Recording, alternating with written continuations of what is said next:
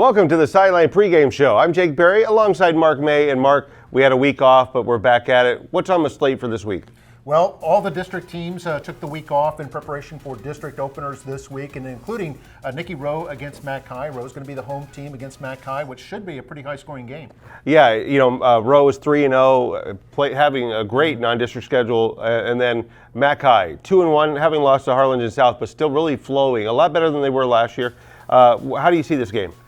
Should be a high-scoring game, I think. Nicky Rowe has 15 touchdowns in 3 games. Of course, led by Jonas Ortiz, their quarterback, over 600 yards passing. Has completed 74% of his passes, which is 3 out of 4 is complete. Very impressive. Throw a lot of short passes, but yeah, still very impressive there. 8 touchdown passes he's thrown. He's rushing for about 10 yards a carry, which brings up their rushing game. Usually Rowe, you don't think about running the ball very much, so they like to throw it, and they still do, but they're averaging close to 200 yards a game rushing, which I think is very impressive, led by Lorenzo Lopez, who has 3 touchdowns, over 200 yards rushing this season. They've also got some other guys. Nicholas Meehan comes to mind. He's got 3 touchdowns in 3 games, so they'll run the ball to him, especially when they get in near the goal line.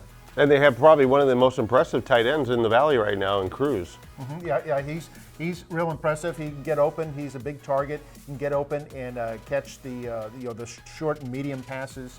And they've got a lot of targets, including Alex Anzaldua, who's got 12 catches for 100 yards.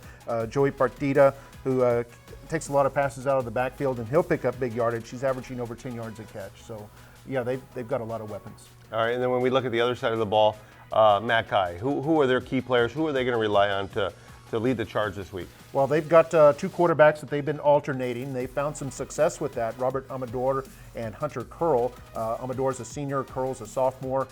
Curl more of a running quarterback, and Amador more of a passing quarterback, and they seem to have found a good balance there. So we'll see how that plays out this week. And they've got a good rushing attack overall, averaging about 200 yards rushing per game. Mac High does. Troy Martinez has 4 touchdowns. Got 4 touchdowns in the first 2 games, actually. Felipe Magana has a couple of long touchdowns catches, so they've got a deep threat in there as well. And it's a team that can put some points up, averaging almost 31 points a game compared to 36 for Rowe, and both Rowe and Mac High averaging well over 400 yards of offense a game. So I look for a high-scoring game here between these two. And by the way, we did have an interview this week with one of the Rowe football players, so we'll have that. My name is Jonas Ortiz, and I play quarterback for Nicky Rowe. Jonas threw for over 1,700 yards last year. This time he's going to run the ball, and he is going to make a first down and then some. He's out midfield. He's at the 40. He's at the 30. He's at the 20, 15, 10. Knocked down near the 3-yard line. It's definitely it's an instinct nature. You got to be composed and composed when you're back there in the backfield. It's not an easy position, but if you're a good quarterback, your mental state of mind is good. It can be easy for anyone. What would you say is the most challenging aspect of the position? Definitely making reads and knowing the situation when you have the ball in your hands.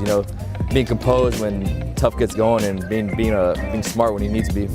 Don't sleep on us. We're a great team. Everyone knows what we got, and it's going to be a good one the rest of the season.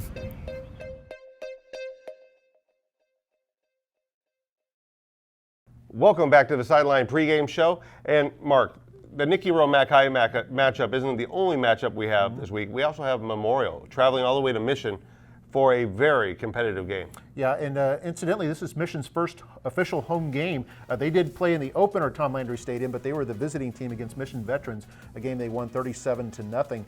But it'll be the home opener officially for the Mission Eagles under Coach Coy Detmer.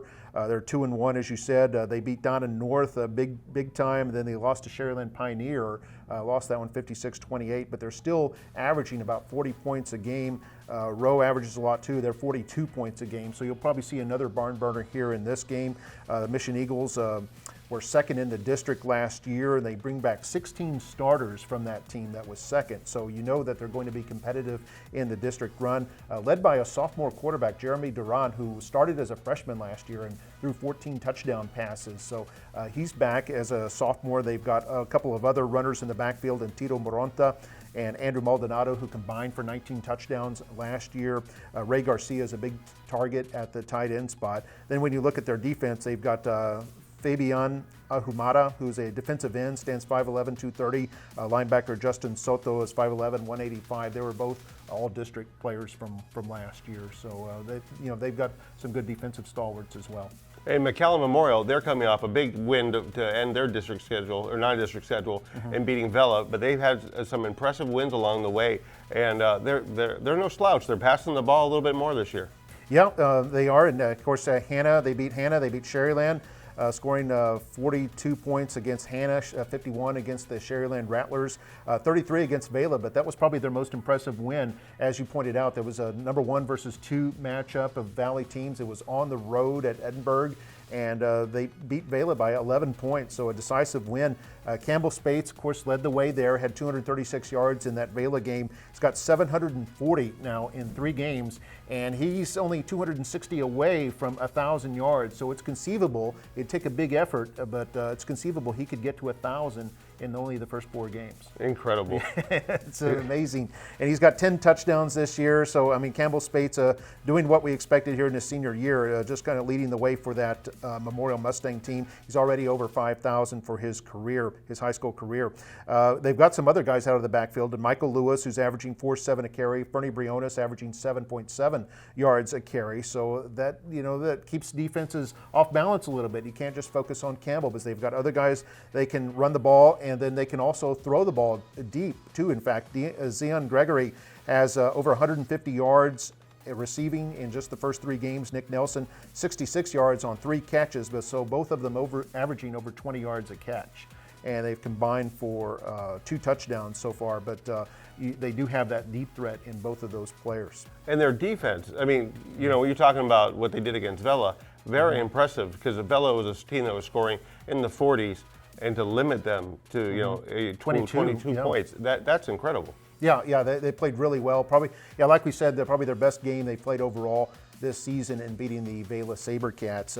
On defense, they're led by Chris Sanchez, who has 4 sacks this year out of 9 sacks. I think they got like 4 sacks against Vela in that game, and so Vela is one of those passing teams that likes to throw it quite a bit. So we'll see how that plays out tonight against the Mission Eagles. But 9 sacks for the Memorial Mustangs. Omar Salazar with a couple of interceptions. Mike Morales, the linebacker, has 25 tackles, and Ethan Pena, another linebacker, 18 tackles on this team. So yeah, they've got some standouts there on the defense as well. But so look for a pretty good game. I think 2 high-scoring games tonight between Mackay and Rowe, and then Memorial and Mission. All right, Mark, we'll have to see how those games play out. We're going to go to the break. When we come back, more of the Sideline pregame show.